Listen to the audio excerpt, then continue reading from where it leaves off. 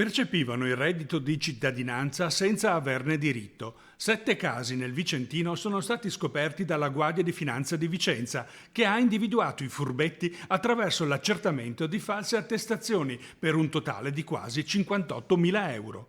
Si trattava di dichiarazioni sostitutive uniche fasulle o mancanti di rilevanti aggiornamenti ai fini della cessazione dell'elargizione. 6 i comuni dove le Fiamme Gialle hanno effettuato i controlli: Vicenza, Grumolo delle Abbadesse, Sossano, Breganze, Roana e Asiago. Qui sull'altipiano sarebbe stata rilevata un'elargizione non dovuta del reddito per 25.000 euro complessivi percepiti da 3 distinti soggetti. A Sossano, un bengalese avrebbe continuato ad incassare i contributi per un totale di 7.000 euro nonostante si fosse trasferito all'estero. A Grumolo delle Abbadesse 16.000 euro sarebbero stati incassati dal legale rappresentante di una società SRL operante nel campo delle locazioni immobiliari.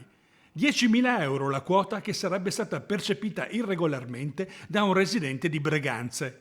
Per tutti è stato disposto l'immediato blocco del reddito di cittadinanza e il recupero del denaro incassato arbitrariamente.